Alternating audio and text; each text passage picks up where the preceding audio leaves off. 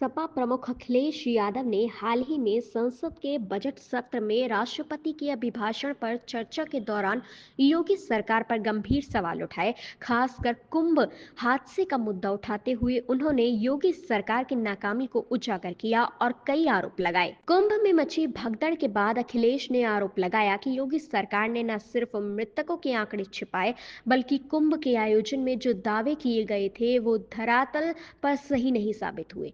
अखिलेश ने कहा, कुंभ का इतना प्रचार किया गया लेकिन आयोजन में आवश्यक इंतजाम न होने के कारण लोगों की जान चली गई। सरकार ने बच्चों और मृतकों के आंकड़े नहीं दिए। खोया पाया केंद्र पर लोग अपने और अपनों की तलाश करते हैं। अखिलेश ने यह भी आरोप लगाया कि शाही स्नान के समय को लेकर योगी सरकार ने सनातन परंपरा का उल्लंघन किया। उन्होंने कहा, शाही स्नान के समय पर विवाद हुआ, सरकार ने पहले स्नान को रद्द किया और फिर विवाद के बाद उसे पुनः शुरू किया।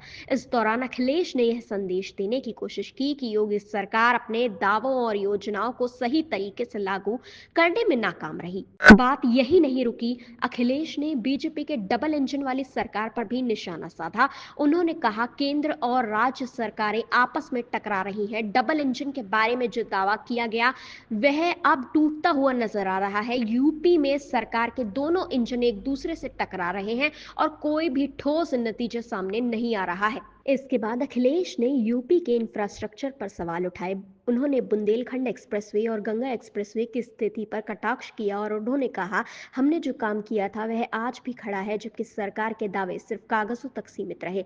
उन्होंने प्रधानमंत्री मोदी के संसदीय क्षेत्र बनारस में मेट्रो न बनने का भी जिक्र किया और तंज कसा कि यह कितनी बड़ी नाकामी है। अखिलेश यादव ने जाति जनगणना के मुद्दे को उठाकर यह संदेश देने की कोशिश की कि सपा इस मुद्दे पर कांग्रेस और अन्य विपक्षी दलों के साथ खड़ी है।